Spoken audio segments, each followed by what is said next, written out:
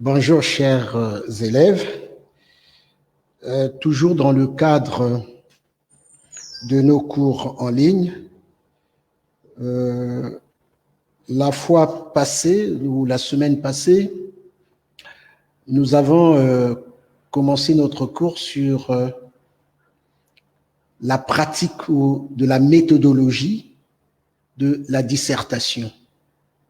Et nous avons pris ce sujet que nous avons d'ailleurs déjà commencé avec vous.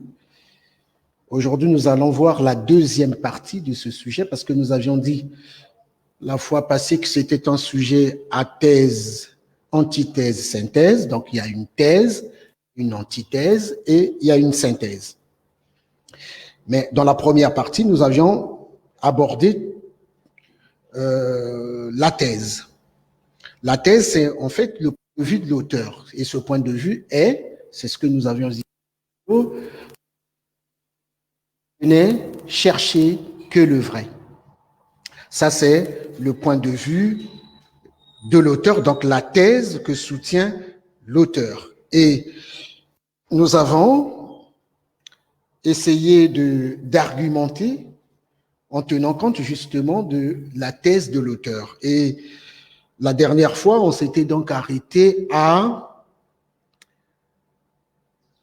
au quatrième argument qui disait que les deux auteurs, dans ces deux ouvrages, ont aussi mis l'accent sur le libertinage sexuel, les deux. Dans le Pleurer comme dans le mariage de Figaro, ce thème est abordé avec beaucoup d'aisance, si vous voulez, parce que les deux auteurs, que ce soit Beaumarchais, qui énumérant donc ce thème-là, ce thème du libertinage sexuel, considère toute fille célibataire du château comme ses maîtresses. Donc le comte les considérait comme ses maîtresses. Tel est le cas pour Suzanne et Fanchette. Mais si vous allez dans le Pleurer, le même thème est aussi abordé par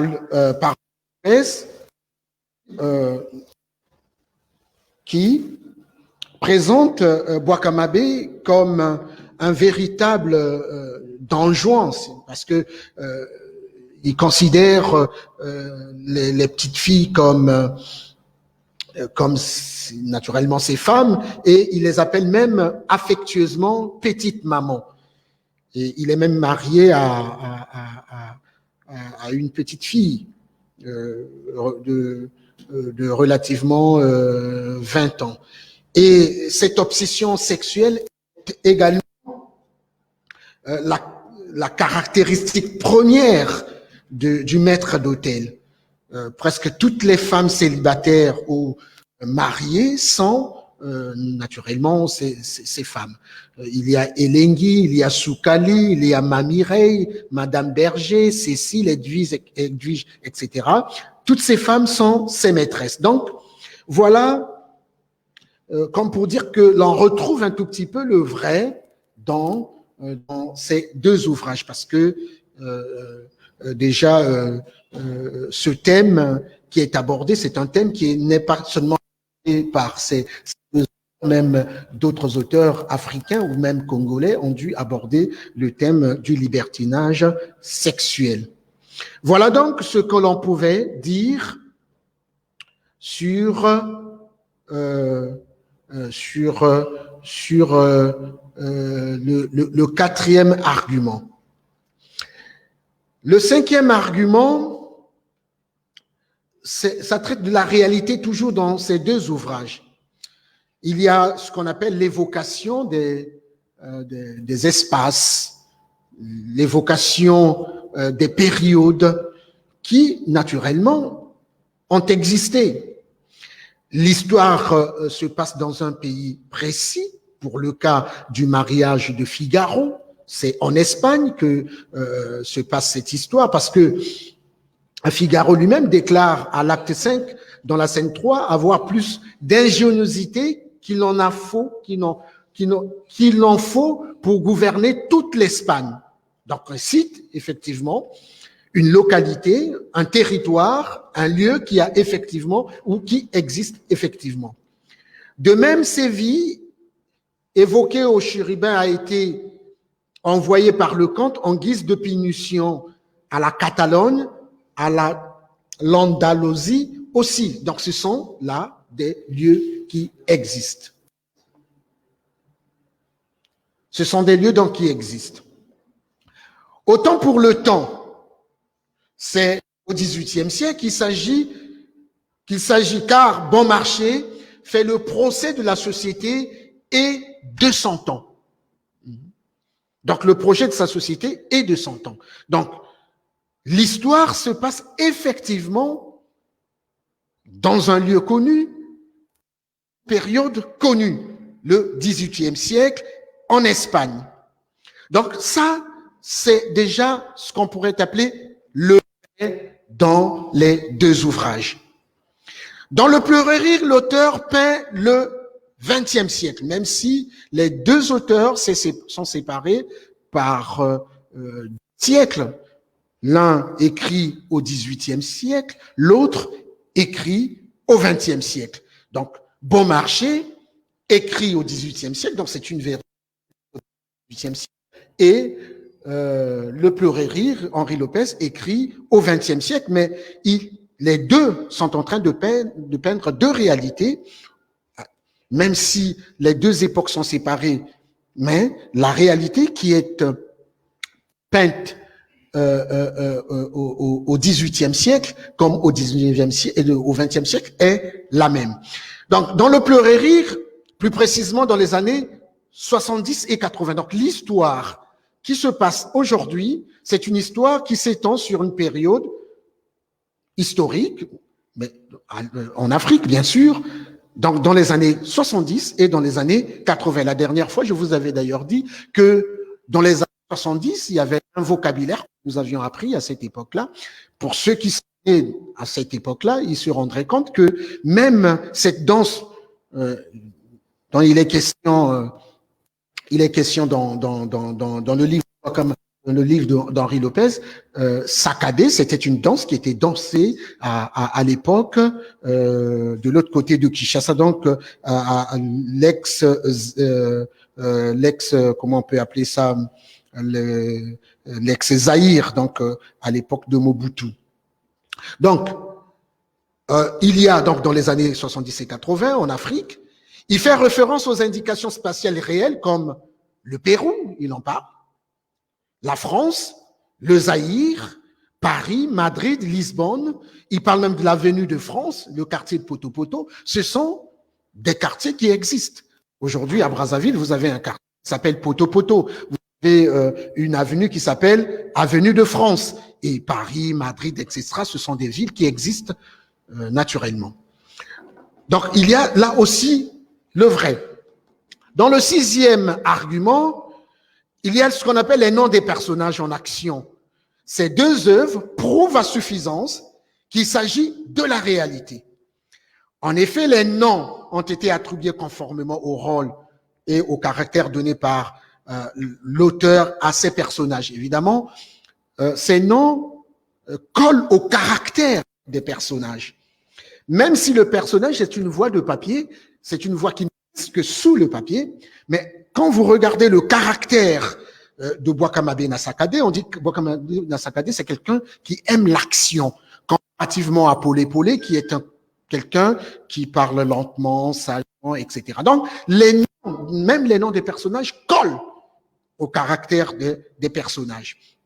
Et comme ça, vous avez des noms comme Bouakamabé Nassakadé, vous avez des noms comme Soukali, vous avez des noms Elengi, Matapale, Yabaka, Tia, qui traduisent Tia, c'est en Kutuba, je crois, en Kituba, Tia veut dire le feu. Donc, vous voyez que tous ces noms ont une signification qui traduit non seulement le rôle de chacun, mais aussi leur appartenance à des ethnies qui existent en Afrique centrale. Donc, on peut retrouver ces noms si vous êtes dans des pays comme le Congo démocratique, l'actuel Congo démocratique, à l'époque Zaïre, vous retrouverez ces noms, Soukali, Elengi, etc. Même au Congo-Brazzaville, vous les retrouverez. Donc voilà un peu la réalité dans les deux ouvrages. Alors, pour passer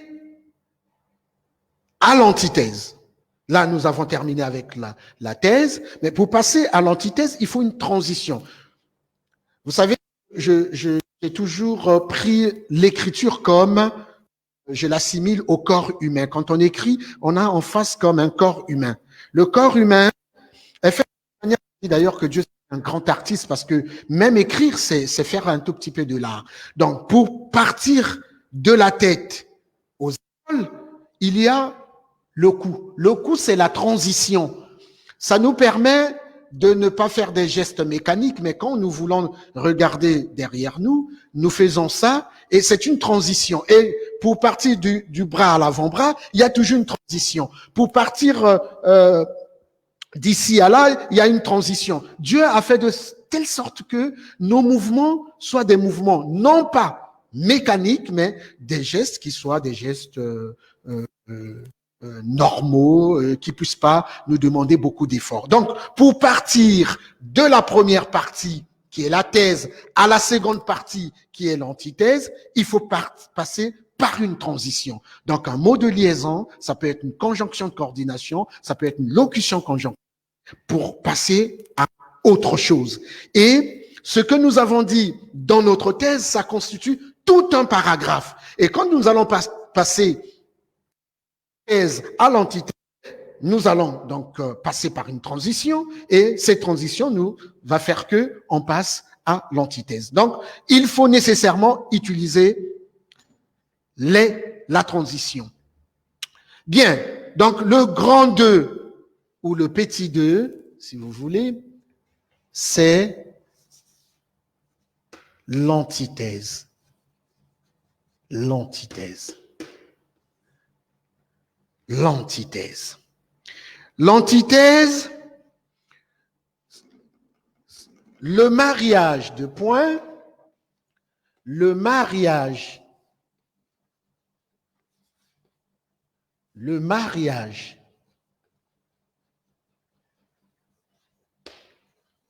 Figaro,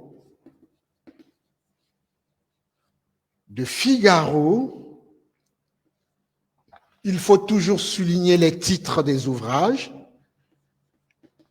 et le pleurer rire,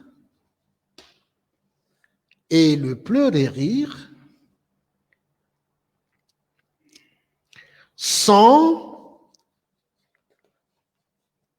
des œuvres de fiction. Des œuvres de fiction. La fiction, c'est simplement imagination. Ce sont des œuvres d'imagination.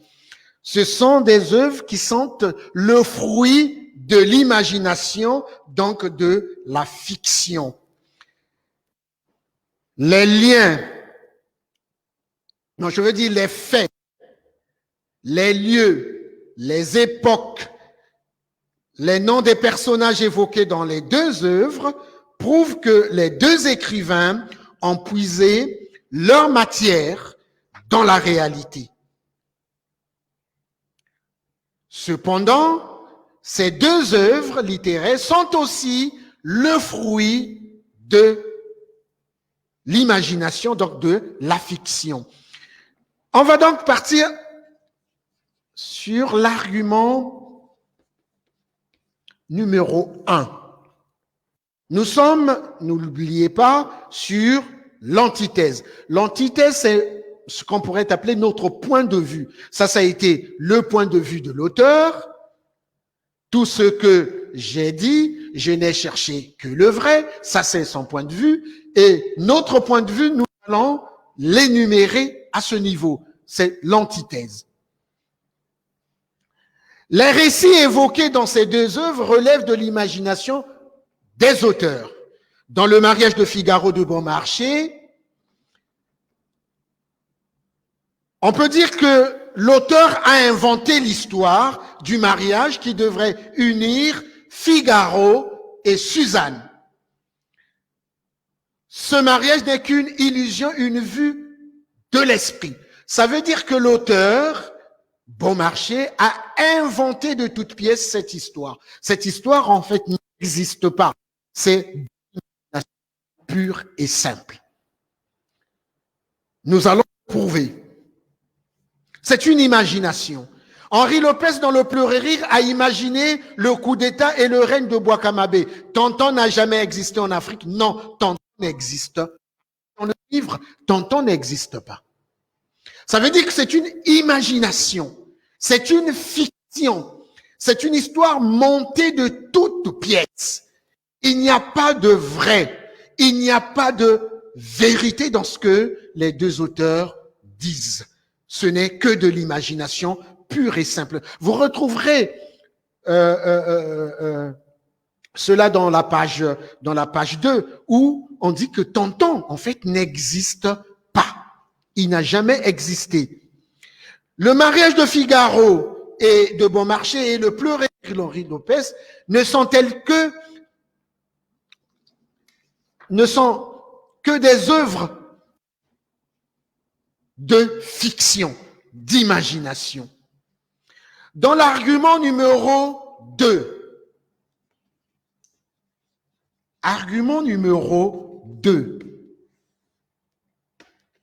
dans l'argument numéro 2, toujours dans l'antithèse, les personnages qui jouent les rôles dans ces deux œuvres ne sont que des êtres de papier. C'est ce que j'ai dit tout à l'heure. Les personnages sont des voix de papier. Ces personnages n'existent que dans le livre. Vous ne pouvez pas les rencontrer dans la rue. Vous ne pouvez pas les rencontrer un jour. Ces lieux n'existent nulle part. Vous ne les rencontrerez jamais. Ce n'est que de l'invention pure et simple. Toute cette pièce est une invention. Tout ce que vous retrouvez dans cet ouvrage n'est que de l'imagination. Donc même la trame de l'histoire, même les actions, ce n'est que de l'imagination. Dans le Pleurer, dans le mariage de Figaro, Churébin, Figaro, Suzanne, Almeviva, Double Main, et dans le Pleurer, Bouakamabé, Matapale, Soukali et Lengui, tout ça, tous ces personnages n'ont aucune existence réelle. Ce qu'on pourrait appeler en d'autres termes des marionnettes livresques. Ça veut dire ce sont que des personnages. Et d'ailleurs, quelqu'un a dit, le théâtre, c'est le réel dans l'irréel. Le réel dans l'irréel. Ça veut dire que ce sont des personnages qui n'existent pas. C'est des gens qui n'existent pas. C'est des lieux qui n'existent pas. Ces gens, vous ne les rencontrerez jamais du tout. Ce n'est que de l'imagination pure et simple. Dans l'argument numéro 3, toujours dans l'antithèse.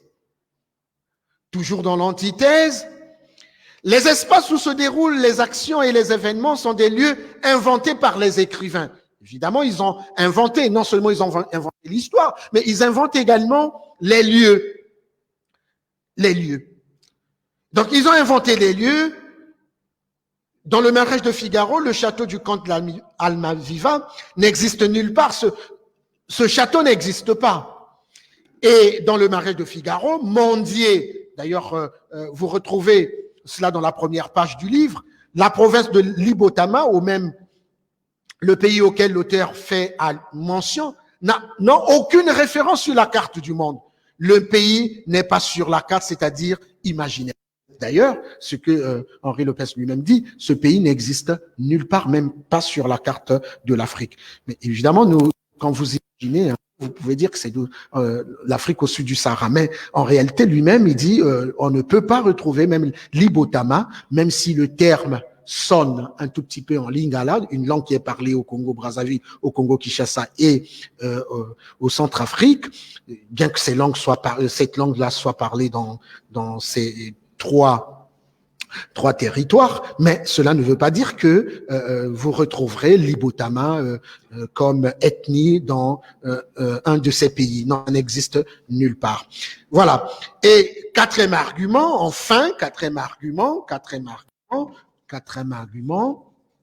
Argument numéro 4. Argument numéro 4.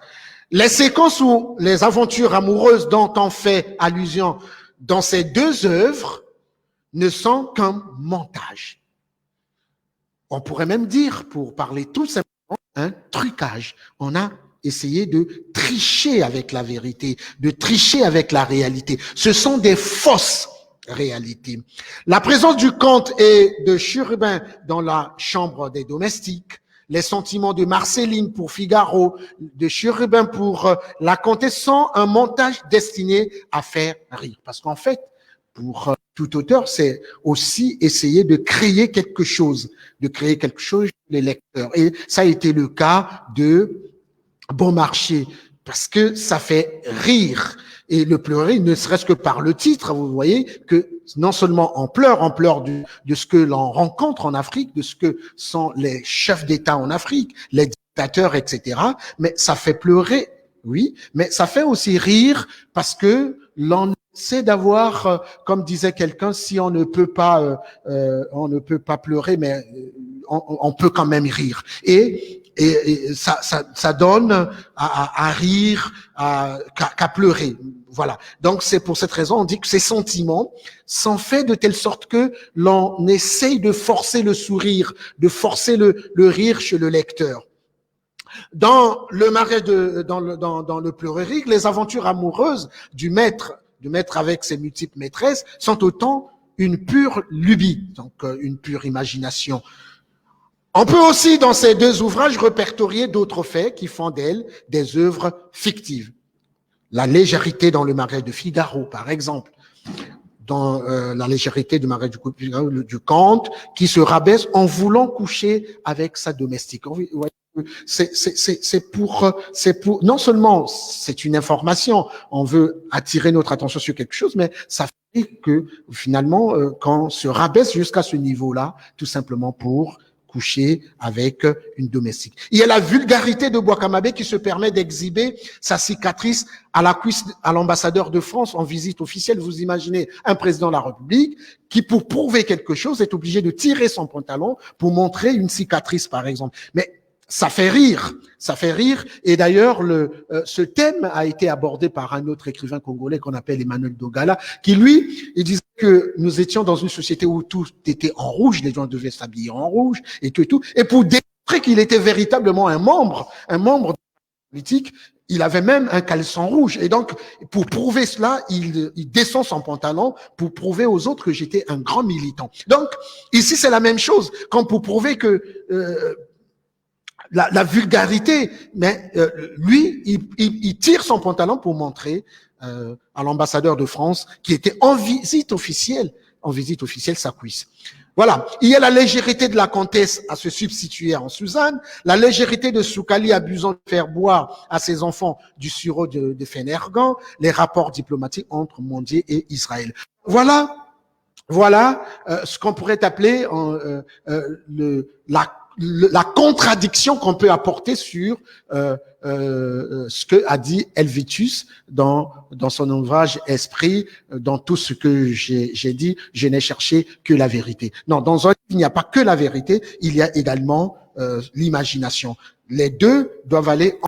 Il y a évidemment le fait de dire aussi que le fond peut justifier la forme, comme la forme peut justifier le fond. Mais ici, ce qui est intéressant, c'est que vous avez les deux. Vous avez non le vrai, mais vous avez également la fiction. Les deux vont ensemble. Et c'est ça ce qui fait d'ailleurs une œuvre littéraire. Il y a le côté absolument littéraire du livre, donc c'est ce côté littérarité, et l'autre côté, il y a le fond, le thème abordé. Et ce qui fait, ça serait dans notre synthèse la prochaine fois, ce qui fait une œuvre littéraire, ce n'est pas seulement le thème, mais c'est la forme.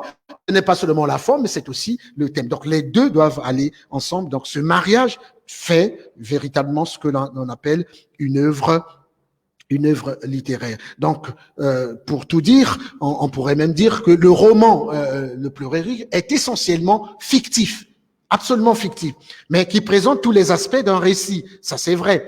Mais c'est aussi une histoire pure de création littéraire. Ça, c'est aussi vrai. Mais ça relate Ici, la prise de pouvoir par Boakamabé qui renverse épaulé un président démocratiquement élu. Donc, si on rentre dans l'histoire, on peut retrouver cela. Mais cela ne veut pas dire que c'est une œuvre documentaire où on pourrait retrouver quelque chose de vrai. Non, pas naturellement toujours. Donc, les auteurs peuvent imaginer des histoires, mais ces histoires ont un subassement historique. Voilà ce que on peut dire. Et finalement, on s'arrête là. Le Marais de Figaro et le Pleurerie sont ensemble de la réalité et de la fiction.